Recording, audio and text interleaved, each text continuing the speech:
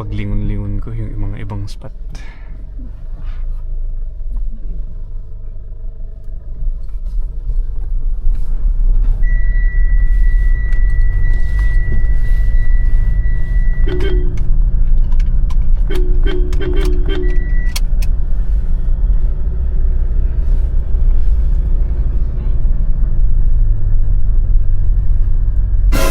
Ito, sinimentohan ulit nila.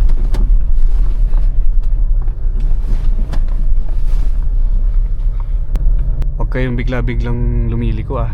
Kung kunwari nandito kayo sa linya tapos parang biglaan lilis kayo. Kaya lagi ko sinasabi, ugaliin yung tingnan muna yung side mirror nyo, yung gilid nyo, mabilisan bago kayo ano. Tapos kung mga ganitong sumisingit, kadalasan naman magbibigay yung mga tao eh.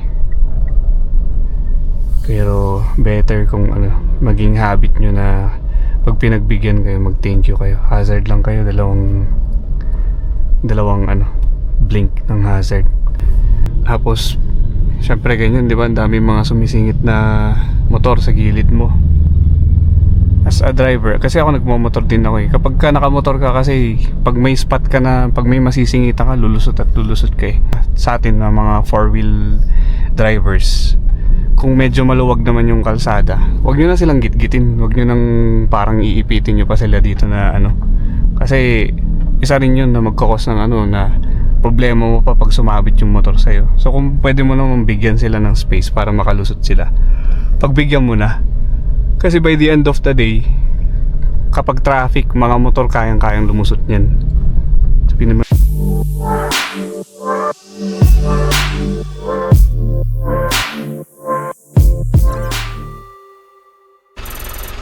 what's up guys? So alis tayo ngayon. We are headed to town. Yeah.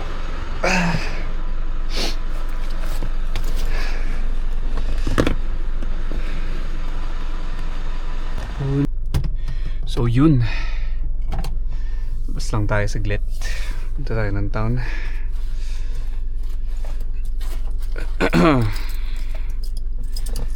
At maghahatid tayo.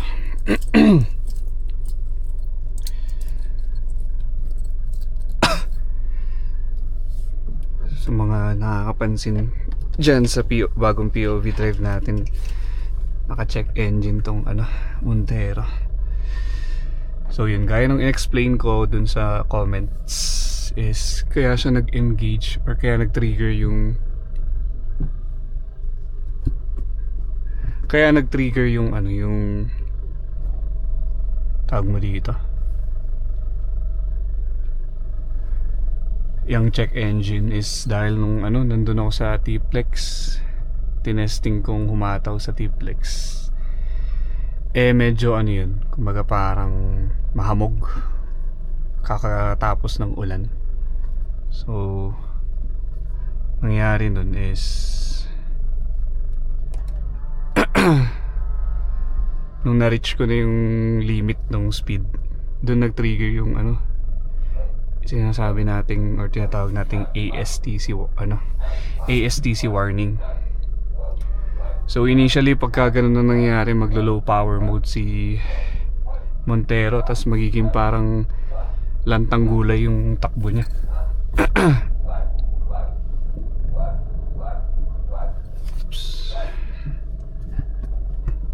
Magiging parang lantang gulay yung takbo niya. So kahit pigain mo siya, hindi siya hahataw, hindi siya, kumbaga hindi ibibigay yung power niya kahit pigain mo siya. Ngayon ang solusyon dun is kailangan mong i-reset yung battery terminal ng mga ano,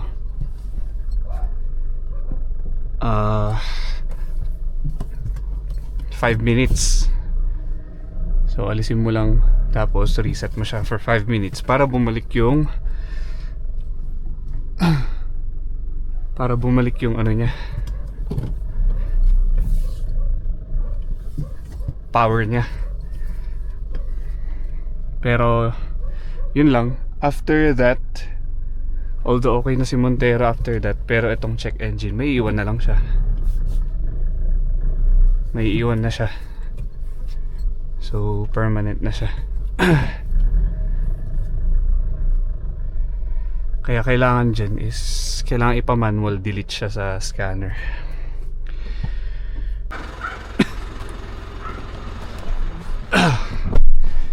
So, yun na nga.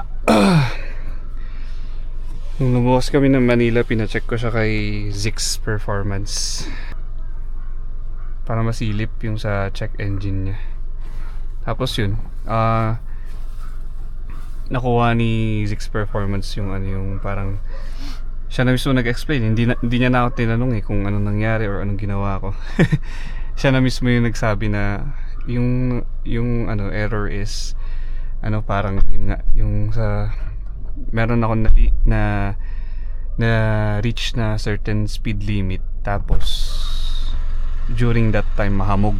So yung hangin may kasamang moist, kaya hindi lang purong hangin yung nahihigop ng Montero dun sa speed na yun, may kasamang ano, kaya dun nag-trigger yung ano, yung ASTC warning niya.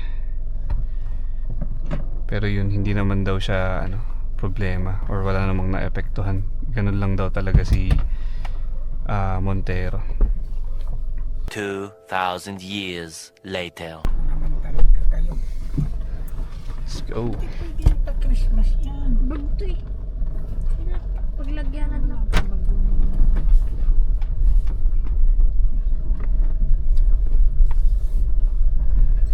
So POV lang tayo ngayon.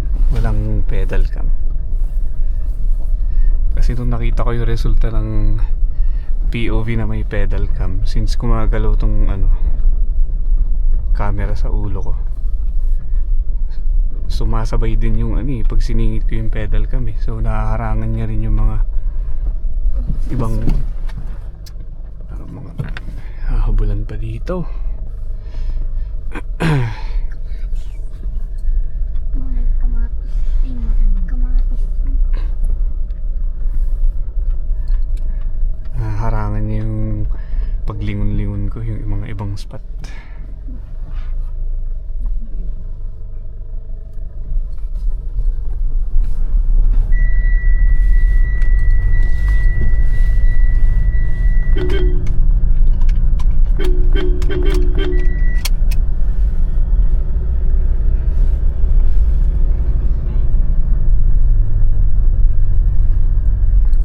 Ito, sinimentohan ulit nila.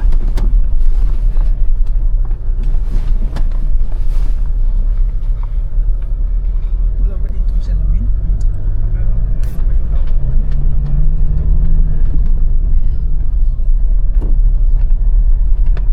Ay, ito nga. Salamat. Dulas ah.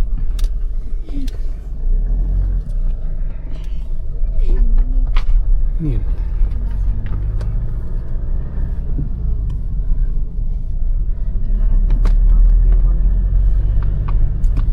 Pero wala din daw siya makita dito.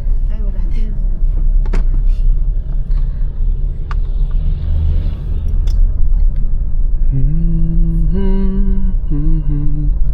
Late na kayo. Anong oras ba yun? 5, di ba? 5:30.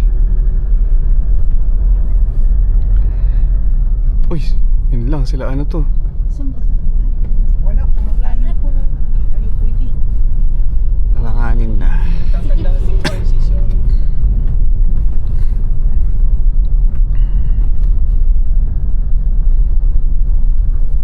Wala si ano, Tita Holly. Ano? Bumiyahe?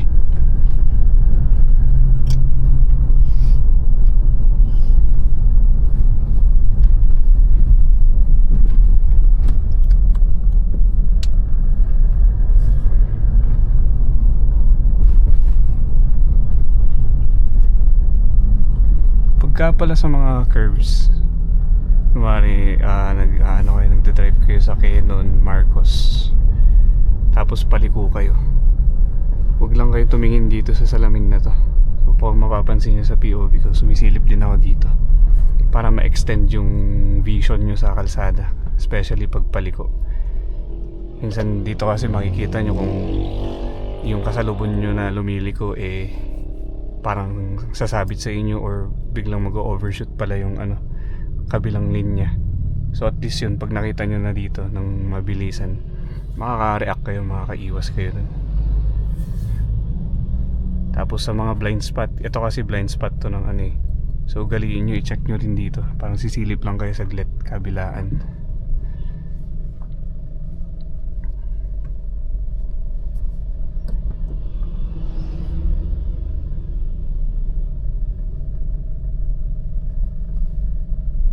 Pero usually yun, kapag ka mga kurbahan na long drives, ganun yung diskarte ko. Sumisilip ako dito kapag yung sharp curve,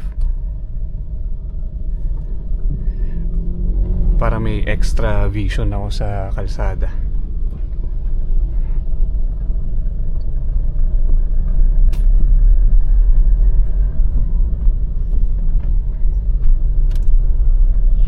Tapos lang, yun, palagi akong tumitingin sa mga side mirror kahit pa sabi mong diretso takbo ko. Kasi especially syempre pag lilipat tayo ng linya, always check side mirrors kasi hindi mo alam merong biglang lulusot sa'yo na motor, sasakyan. So isang kamali mo dahil lang sa bigla ka lumipat tas di ka tumingin sa side mirror mo, pwedeng magkabanggaan kayo. So kamot ulo ka pagka ganun. Lalo pag sa mga motor, syempre mga motor mahihilig mahihilig sumingit yan So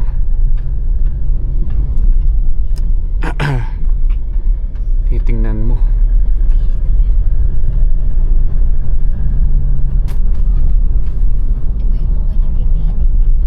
Oo, kasi mataas Saka nakaano ko kanina.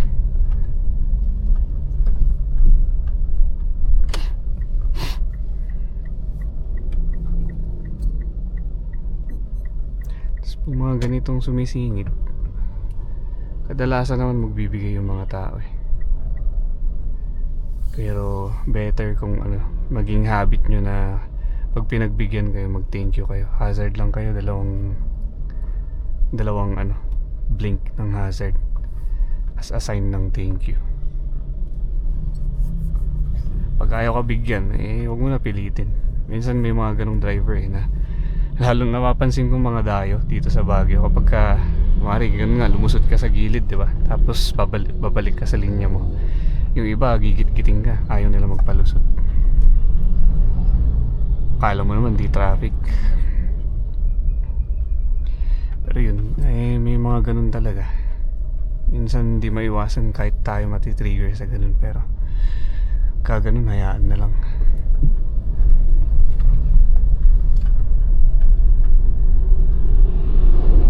Kung di ka palusutin nung isa, dito nga lang sa susunod, abangan mo kung merong magbibigay sa'yo kesa yung ipipilit mo pa. Yun lang din magkakos ng aksidente. Either magkasagian kayo or magkasabitan nyo or kahit maghalikan, baka maghalikan yung sasakyan nyo, yung bumper to bumper, ganyan. Kamot ulo pa rin kayo pareho nun pagka ganun kasi ayaw nyo magpatalo sa singitan.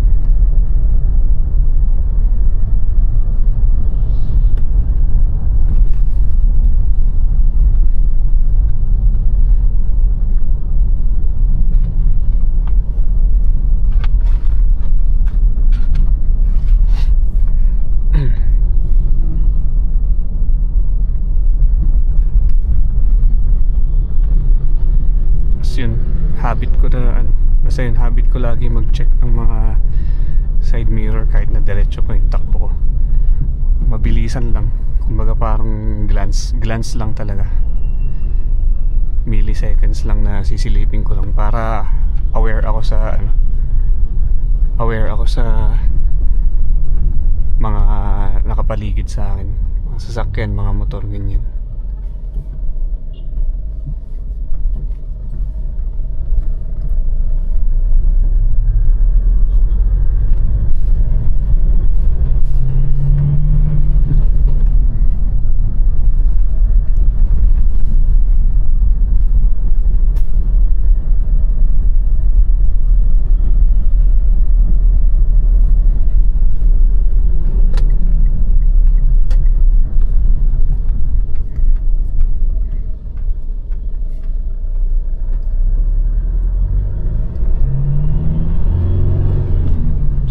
dun sa yung ginawa ko dun, galing ako ng third, pero medyo halos mag full stop na kami, kaya hindi na ako nag downshift to second.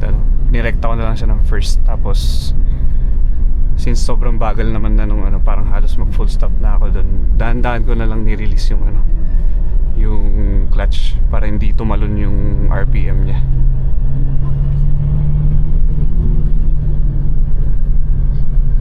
Kasi pagka binalik ko pa ng segunda yun sa Montero, sa Montero ko yun na na pansin. Pag binalik ko ng segunda yun, bagal niya. So ang bagal niya kasi kailangan mo pa akyatin yung RPM na ito bago niya makuha yung torque niya. So kunwaring ganun, nabitin kayo sa medyo paahon, tapos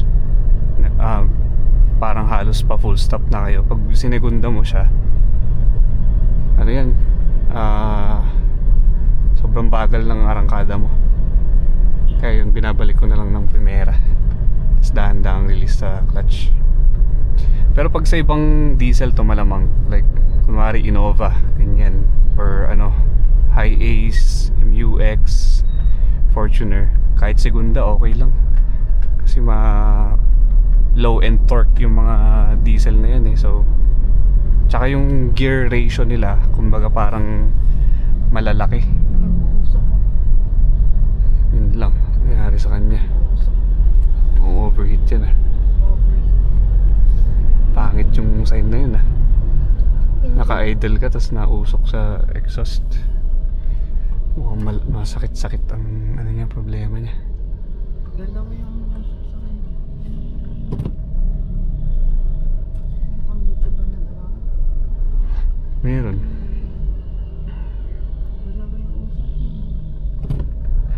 Tapos gaya ng in-explain ko sa inyo guys, pag mga ganito so let's say basta diesel dala nyo pag hindi ganun katarik yung kalsada, once na natimplan nyo na yung natimplan nyo na yung arangkada nyo, natimplan nyo na yung clutch, tas na-release nyo na yung na-release nyo na yung tawag dito, yung clutch, kahit bitawan nyo na yung kahit bitawan nyo na yung accelerator, kusang aandar yung diesel na yan paakyat, basta hindi sobrang tarik syempre pag sobrang uphill na, kailangan mo samahan ng kailangan mo tapakan yung gasolina mo. Kasi pag hindi, syempre wala nang power pa uphill, mamamatayan ka na ng makina nun. Pero pag normal uphills, yun napansin ko dito sa Montero, tsaka kahit sa mga ibang diesel, pag di mga saktuhan lang na paakyat, release mo lang yung i-release mo lang yung clutch, pati yung once na natimpla mo na, release mo lang yung paa mo sa sa tawag dito, sa gas pedal, kusa na yung aangat. So maganda siya kapag bumper to bumper yung traffic na uphill sa diesel.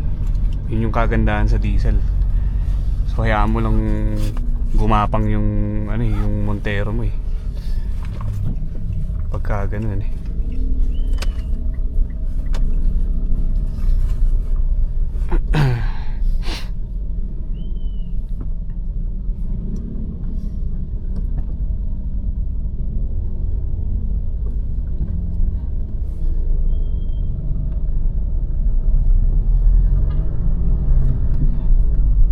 Tulog na itong mga ito. Tulog na. pagod.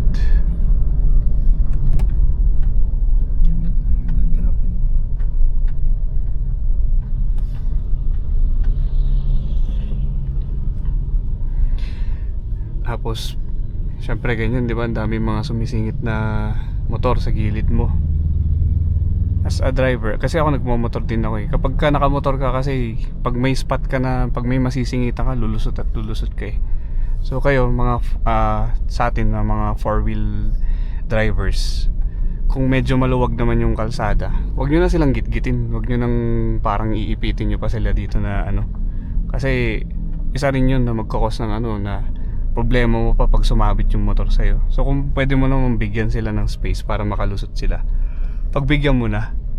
Kasi by the end of the day, kapag traffic, mga motor kayang-kayang lumusot niyan. Sabihin naman ng sobrang traffic, kayang-kayang ano yan, dumiskarte niyan na makalusot. Kasi manipis lang yung mga yan eh. Isang ano lang yan compared sa ating four wheels eh. So kung mabibigyan mo naman sila ng konting space para sumingit sa gilid nyo, pagbigyan nyo na, hindi yung gigit-gitin nyo pa. Kasi bibigyan mo lang ng problema yung sarili mo kapag ginit-git mo nga sila, hindi mo sila pinadaan. Eh merong isang kamote na talagang pinilit niya, sumabit sa'yo or nasagi yung side mirror mo. O sino magkakamot ng ulo ngayon? Ikaw din kasi naagrabyado ka rin dun eh. Kaya pagka ganun, may chance. Ay oh, traffic dito. Pabalik. Gusto na kita tawid? Oo. Sundin mo ba kami? Depende kung ano oras kami matapos. Mag-message ako sa'yo. Ah, Ito mga ito. Tulog. Bukas na? Diyos. ah. Yun naman. Ano bang ginawa mo? Wait lang. Okay po. Bye-bye. Ako pala si ate. Ano na kayo? Ano na kayo? Kyang! Kyang! Kaya iwan ka na, Kia? Kia? Iwan ka na?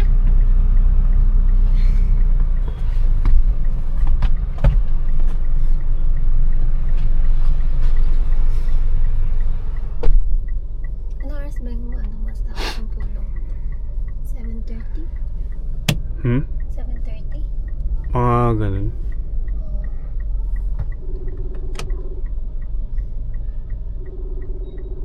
Saan tayo? SM? Wait lang si ate.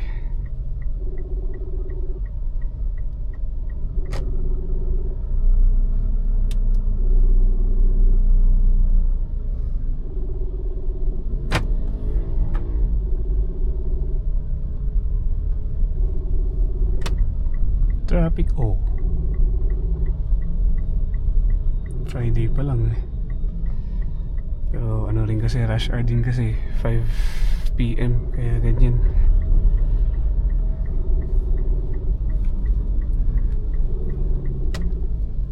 So siguro tayo pa SM.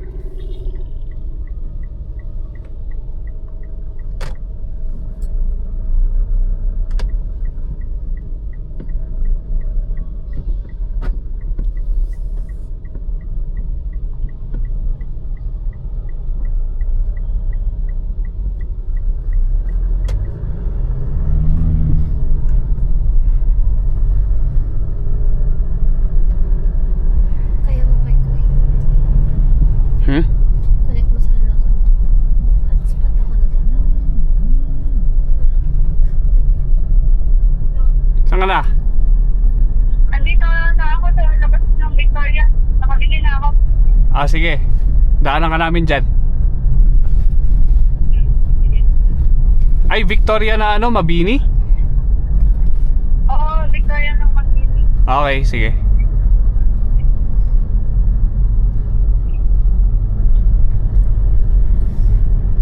Tapos, saan ka punta? Depends Saan daw lakad niya, auntie? on what does... Oh, shift to second gear.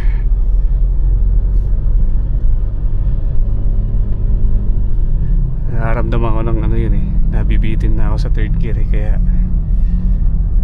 downshift na tayo to second. Teka, saan maganda dumaan? Ah, isip tayo. Pag golf pack, Traffic din dun eh. dito na lang tayo.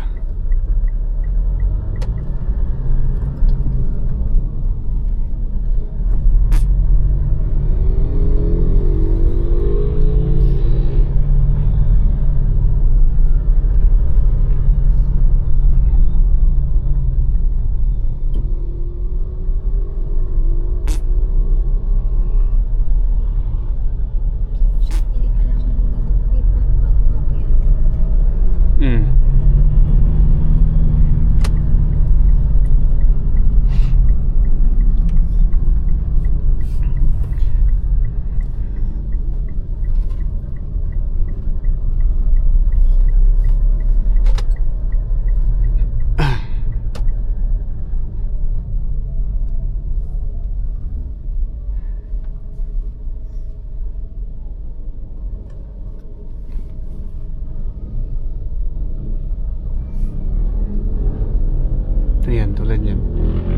saglit-saglitan, mabilisan tinitingnan ko yung sa gilid kasi nakikita ko mayroong mga motor na sumisingit. So dahan-dahan. So habang salitan na tumitingin ako, binibigyan ko, nag-adjust ako konti para may space sila sa gilid. Kahit konti lang yung matatansya nyo naman kapag kakasya na sila And sila rin naman mga nakamotor, tansyado rin naman nila kapag pagka ganyan.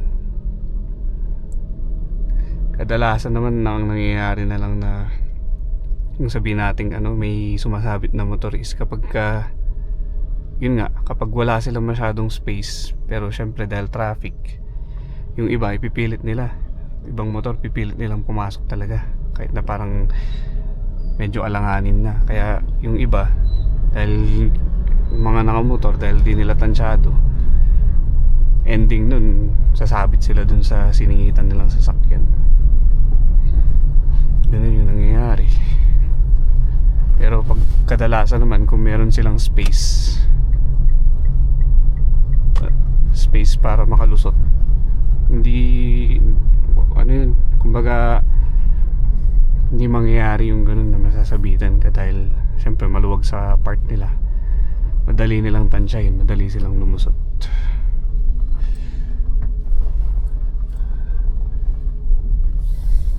So yun, syempre it applies kapag medyo maluwag. Like I said, kung meron namang space na pwede kayo makapag-adjust, na pwede kayo mag-give way ng konti, magbigay ng space sa right side ng konti, gawin nyo.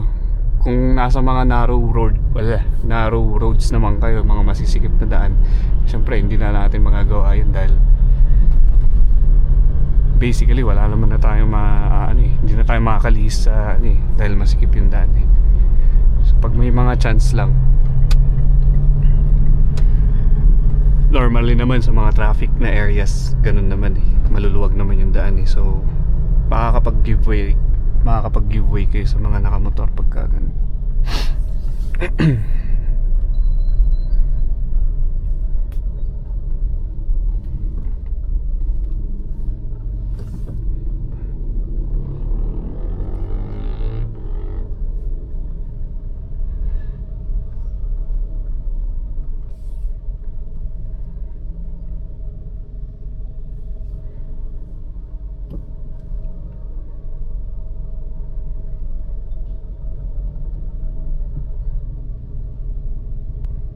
Tapos pagka medyo baguhan kayo or hindi pa ganun yung tipong nagsisimula pa lang kayo mag-drive, so mapamatic man or manual yung dinadrive nyo, huwag kayong bigla-biglang lumiliko Kung kunwari nandito kayo sa linya tapos parang biglaan lilihis kayo.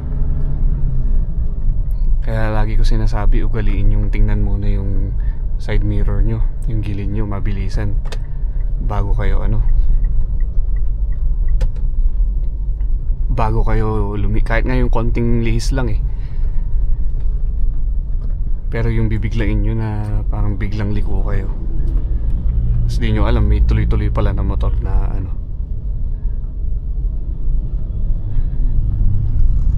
So iba lang kapag aware kayo na bago nyo man igalaw yung sasakyan nyo, aware kayo sa kung ano yung nangyayari sa paligid nyo.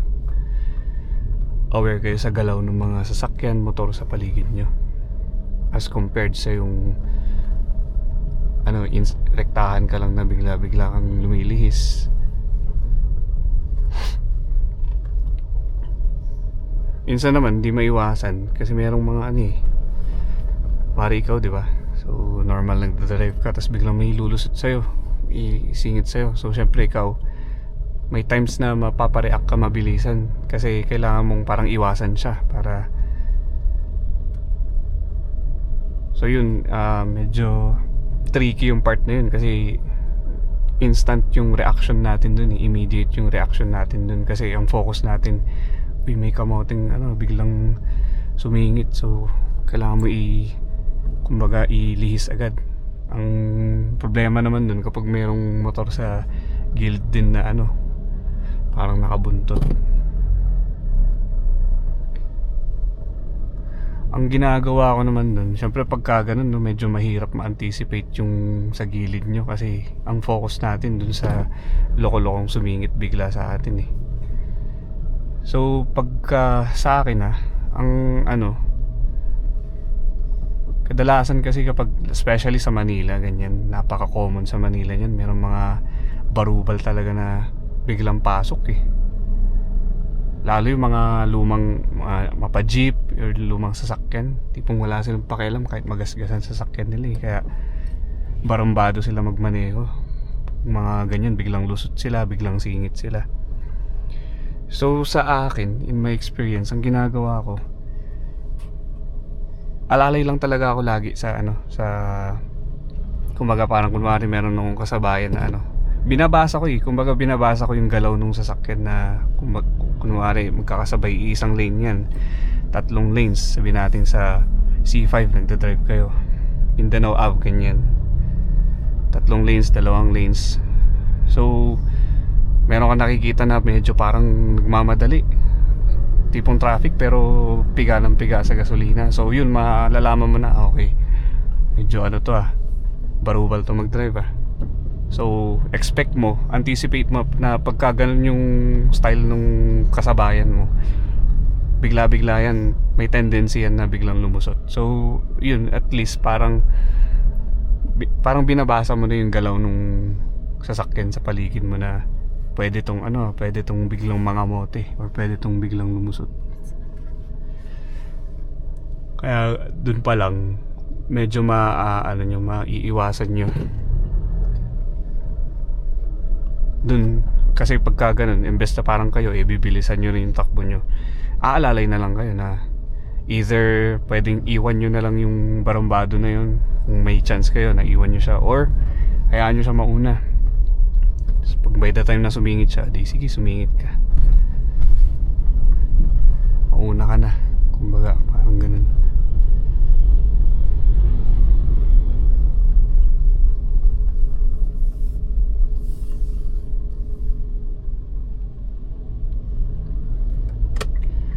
Yun lang talaga sa pagdadrive, kasi kailangan talaga alerto ka eh. Di pwedeng aanga-anga ka sa kalsada eh. Dahil isang miss mo lang sa kahit pa point mabilisang yan, wala talaga madadali ka. Bawal mag-waiting dito. Saan na siya? Ayun si ate. Saan? Tawagin mo.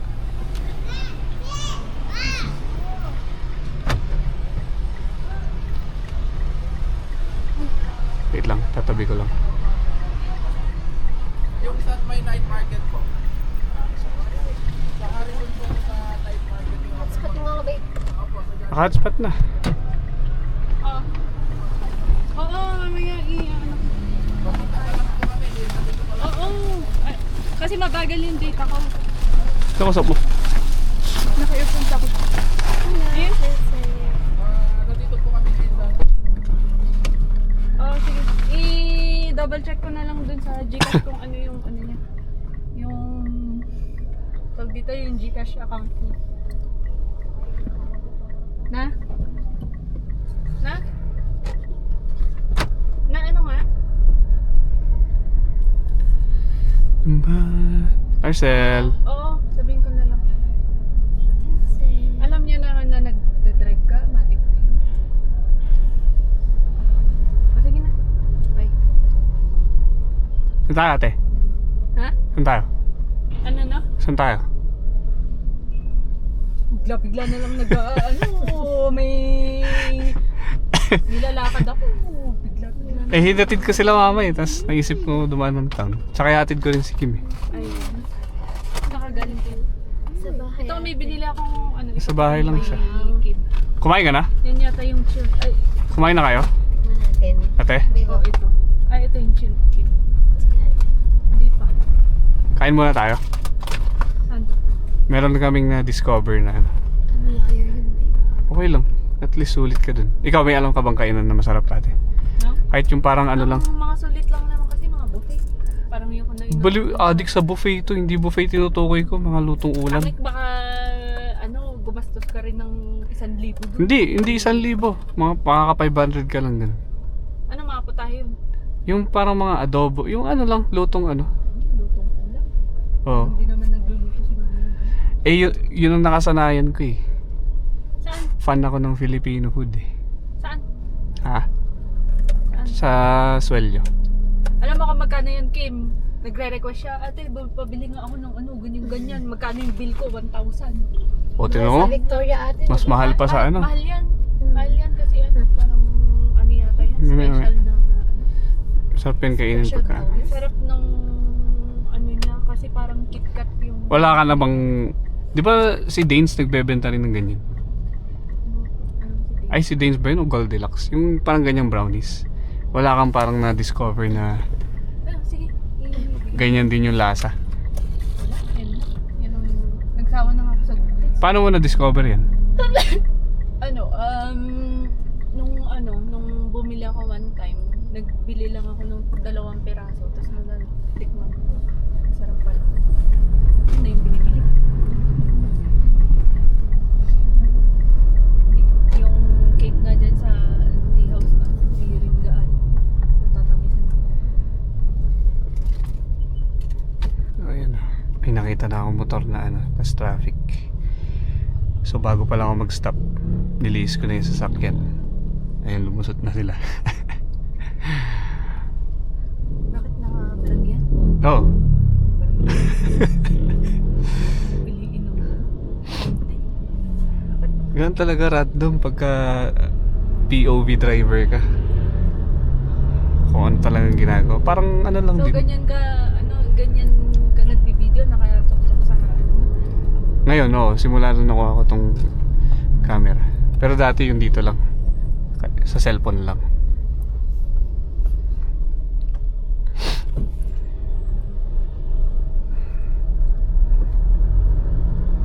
Ay, galing ka sa bahay, Kim. Galing kayo sa bahay. Simula nung pagkaakyat namin ng Baguio. Hindi pa yung okay natin. Nabulok na nga yung mga prutas at saka gulay na dala niya. Uuwi naman kasi sila maghapon. Akala mo naman, ubos nila. Dami kasi. Pero marami rin kasi silang gulay. Ah, nabubulok lang din. Oo, dami rin kasi siyempre nagtatanim sila. Sino ba nagtatanim, Kim? Yung... Kapatid nung mama niya. Ah, Ate ba? Ate ni mama mo siya. eh di wag mo muna ihatid si Kim. Kasama muna natin siya. Ha? Di hatid muna siya. Kasama na muna natin siya. Uwi na siya. Namimiss niya na mama niya eh. Oh, kakain. Okay. Namimiss ko na si mama, sabi niya. Mag-1 week ko na di nakikita. Ang ayos pag nasabayan pang tayo. Gusto mo na umuwi. Oh, yung mamas mo yan. Ay, gusto mo niluto ni mama. Mamas pa. Hindi kaya. Mamas pa. Hindi ka lang nalutuan mo. Nakatulog lang. So mula nung dumating kayo dito, 1 week, di ka pa umuwi, Kim? Hindi pa. 1 week Di- pa ba yun? Di rin kami lumalabas. Ngayon lang kami lumabas.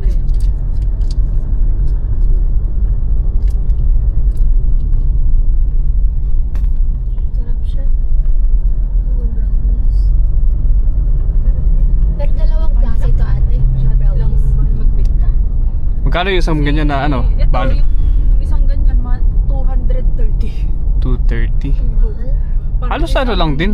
Parang isang rolled cake na. Parang bumili ka rin nung ano nung Chonas Delight. Pero parang mas okay yan compared kay Chonas Delight. Chonas. Masyado nang matagal. Oo.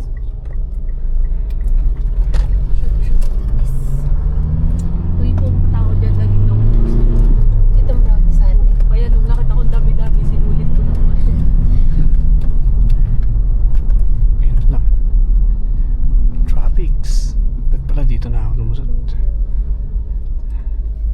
Kahapon nung kumain ako doon sa buffet, grabe, sulit yung 270 doon sa ano ko. Saan Kaya ate? natin bumalik. So ayan, Doon sa ano, sa hotel sa nirelease ko lang yung clutch ko guys. Tapos naka-release yung paa ko sa gas pedal. Ayan, ganyan.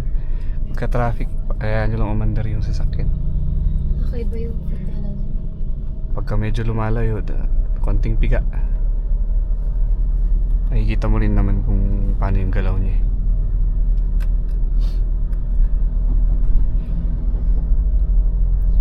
Tapos pag lumalapit ka, bitaw lang ulit sa gas pedal. Para hindi ka bumper to bumper na tigil ka ng tigil, clutch control, tigil, clutch control. Ikaw rin mapapagod sa ganun eh. So as much as possible, maximize mo yung ganito na parang may space, tapos hayaan mo gumalaw yung sasakyan.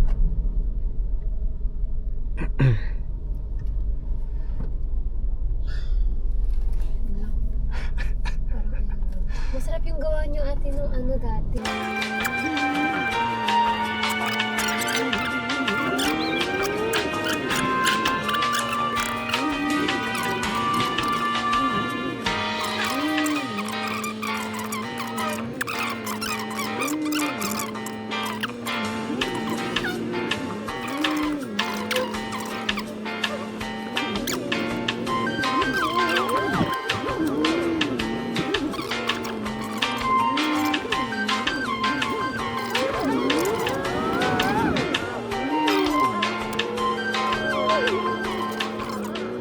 So yun yung kanina pala tinuturo ko tong ilaw.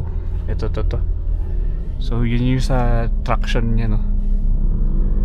So pagka ganyan, madulas yung ano, madulas ang kapit ng gulong. So madulas siya kapag ganun, kasi pagka ganyan ibig sabihin naka-disable yung traction control niya.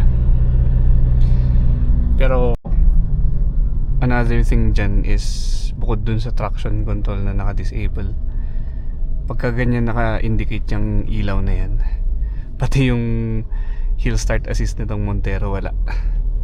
So wala siyang hill start assist pagka ganun.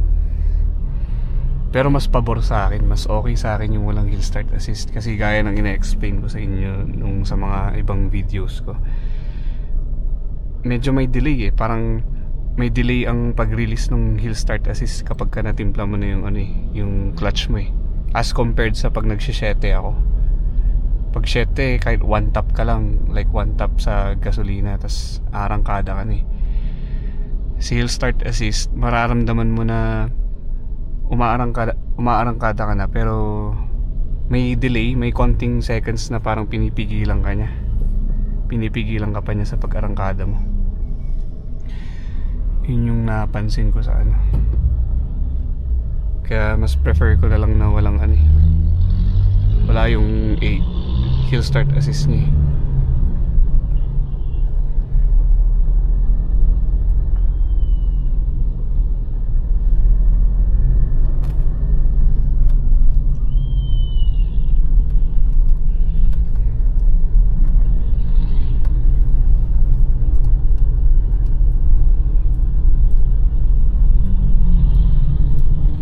Nasa LU pa rin si Kuya Jonathan? Hindi. On the way na po. Direkta na siya. Hinatid niya lang sila doon dito sa Dumbulit siya. Siya lang ang bumiyahe. Saan sa La Union?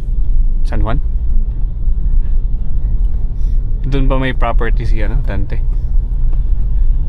Hindi ko alam. Hindi ko na natanong.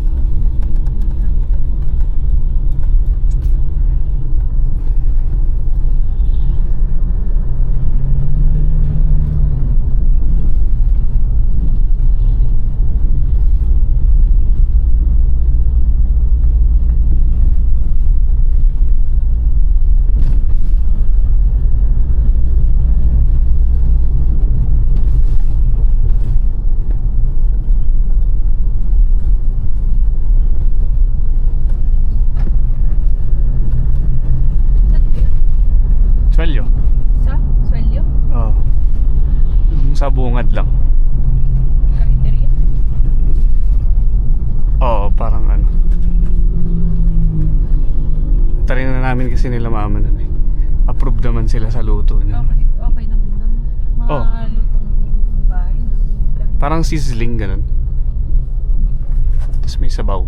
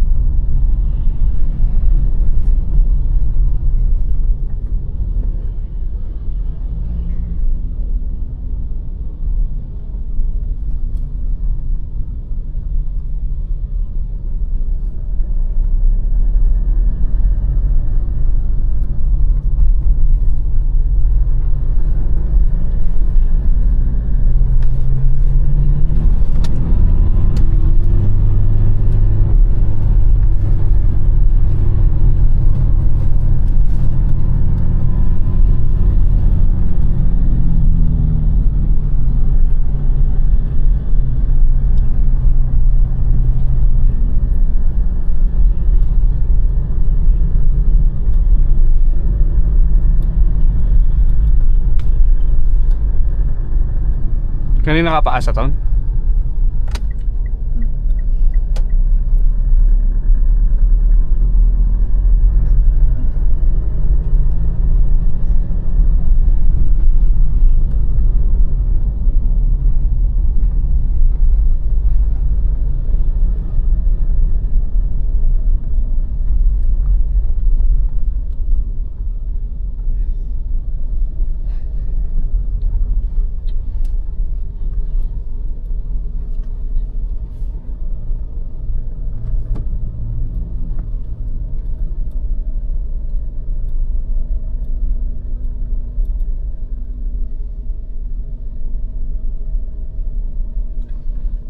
Ikaw naman dito sumagot.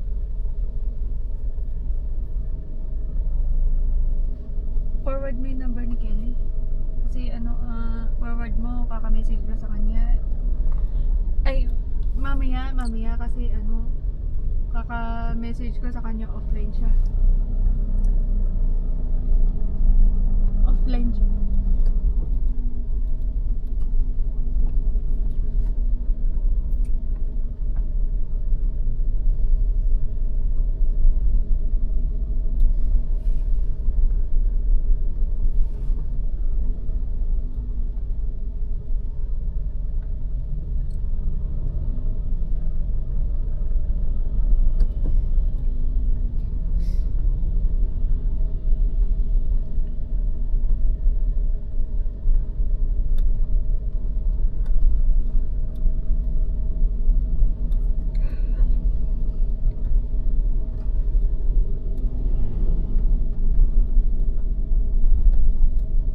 Nag-yoga ka, Kim?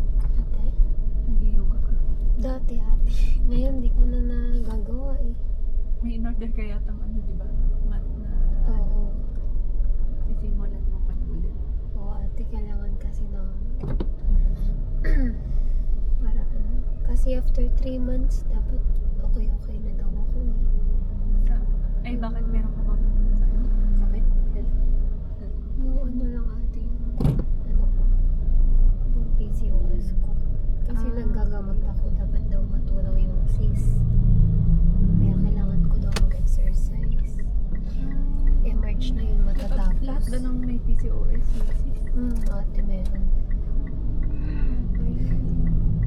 Wala kasi kaming di ba nag-work from home kami ate. Oo. Kailangan namin ng exercise. Oo.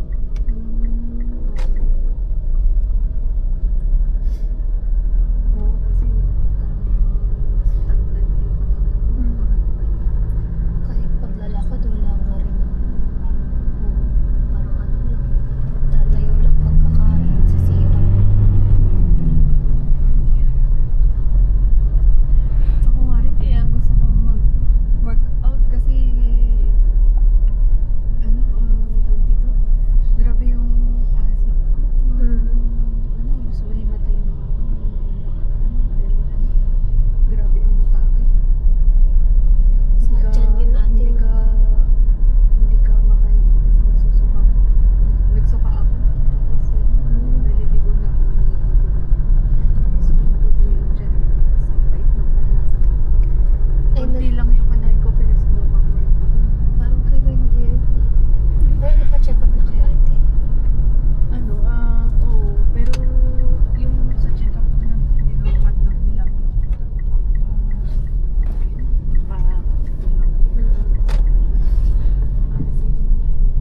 Tapos, nung in-ECG ako, sobrang baba daw yung heart rate ko.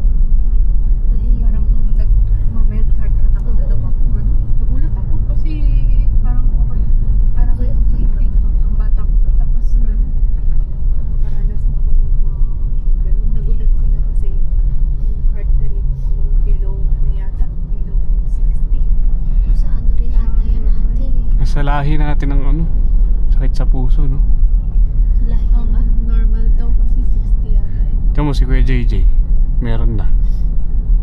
Kaya nakakatakot. Kaya nagme-maintenance na siya. Nung chinik up ako, sobrang bagal kasi sobrang bagal ng heart rate.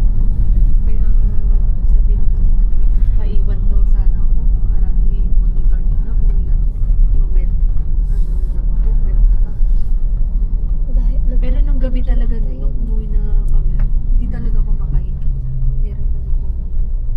Kaya bumalik kayo? Hindi, umalis na kami doon sa Notre kasi biro mo alas 5 doon kami. Walang nag-asikasong Wala, pangit talaga Notre kapag ka ER. alas 9 na kami umalis doon, Kim. Hindi nila kami inasikaso. Ba't Notre naman naisip mo hindi SLU? Akala ko okay dyan. Okay lang. Okay pa nga SLU eh. Nagre-reklamo na nga yung mga kapila ko doon. Hindi na hospital pa. Private pa. Diyan nga namatay yung asawa ng kawork ni Kim. Dahil Sa ordinante, hindi sila maasikaso. hindi masyado naharap. Grabe, tapos di sila na-alarma kahit nasa tina sinabi ko na iniwan ko yung anak ko, wala akong pinaghabilinan. Parang wala lang pa rin sa kanila. Wala rin kasi silang magagawa dahil walang mga resident doctors din eh. Tsaka may protocol. Compared mo sa tawag dito. Ako nakatulong si Darcy. Kung ikaw compare mo sa ano.